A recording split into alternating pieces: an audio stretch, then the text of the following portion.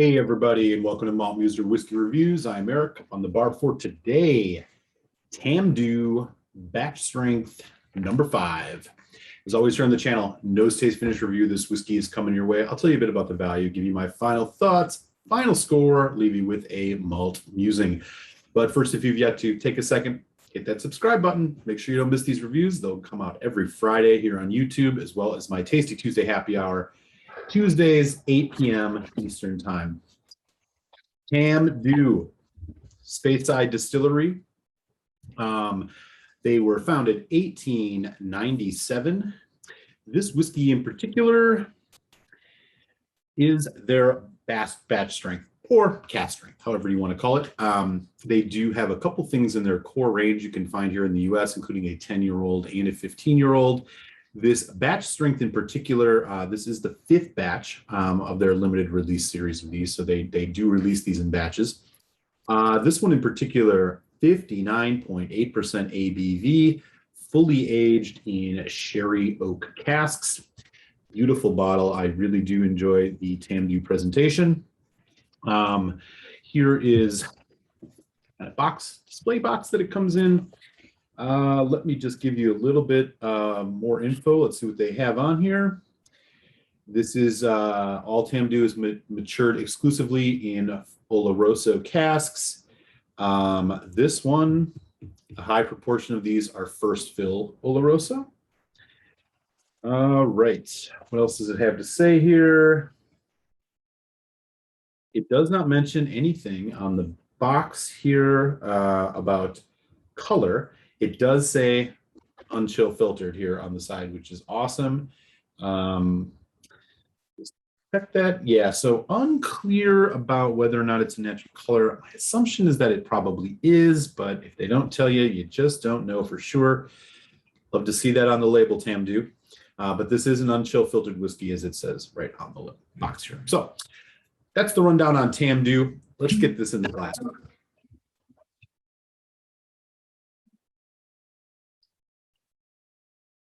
There is no age statement on this, so we do not know how old it is, but judging by the color, if it is a natural color, it's a very nice looking whiskey. Dark red mahogany kind of color. And as it says, this is all Oloroso sherry matured. Let's dive in.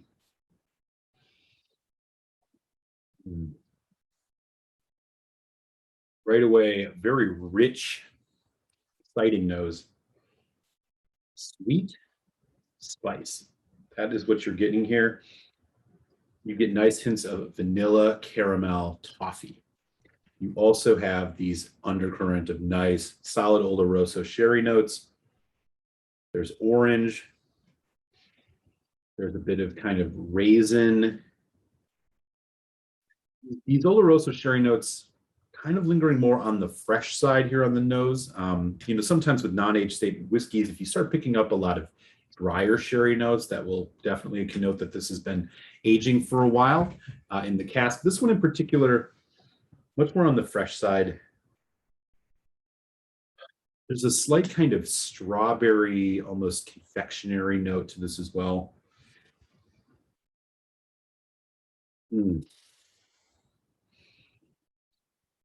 Very rich. It's not just sherry. There's a lot else going on here, which I'm really enjoying. Okay, let's give this a taste.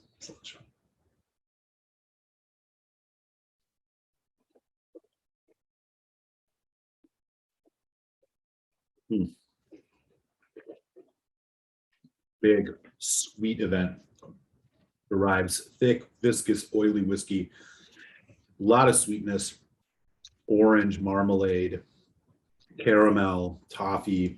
You get some hints of kind of barley cereal grain right in the background. And then nice hit of cinnamon, starting to get some more dried fruits, but again, very juicy, mouth-watering fruit notes for the most part here on the development. Hits of citrus now. Again, mostly it's doing more on the orange, kind of almost tangerine side of things.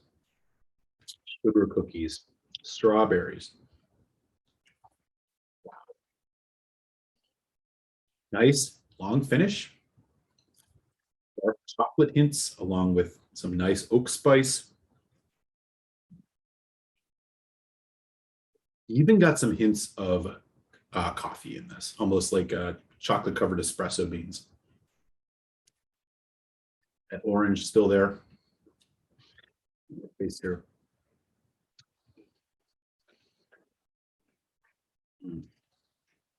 I will note, even at 59.8%, this is pretty palatable neat. Oh wow. Again, big flavor. And really well married flavors here.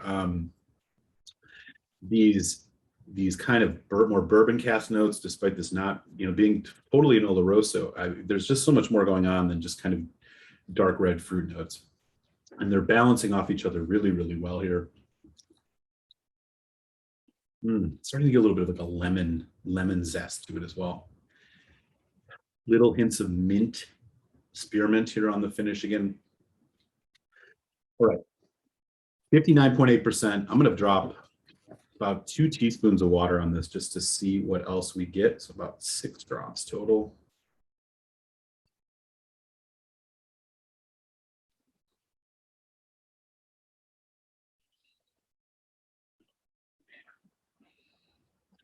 Smells like kind of Christmas mulling spices. There's hints of clove, allspice coming up now. Berry, that strawberry still there. Or vanilla caramel, toffee, dried toffee, still just playing really well with these fruit notes. Very nice.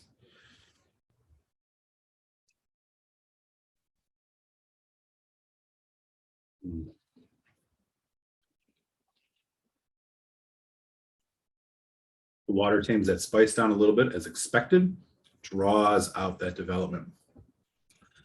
Sweet fruit. That tip comes more in the back. Now it's more of a chili pepper. It's starting to get more of a oak, spicy oakness to it too. So that water is bringing that that cask influence up to the surface a little bit. So you are getting a bit more of a sharper wood note, and it's starting to show a little bit of its youthfulness with the addition of about 2 teaspoons of water. So, play around with the water on this one. Okay. So, Tamdhu batch strength. Is this a exclusive, hard to get whiskey? Not necessarily. You may have to hunt around a little bit. The Tamdhu 10 seems to be something that's a little bit easier to find on, and 15 for that matter. But these are available in the US. I believe they put out, it doesn't say obviously specifically on here, but I think they put out, a healthy amount of these with each batch. So you should be able to find, get your hands on a bottle of it. And if you do, you're looking right around the $90 average USD price point on something like this. So, this is kind of right in line with some of the other kind of cast strength sherry bomb releases that you see from some distilleries like Glenlivet. Well, Glenlivet, maybe it's a tick higher in price, but like Aberlour, for example, maybe even like your Glendronach cast strength, things like that. So value on this, I'll put it medium. This is right about what you'd expect. All right, so final thoughts here on the Tamdhu batch 5. Batch strength number 5. I'm sure judging based on if you watched the whole tasting that I just did, I am very impressed with this whiskey.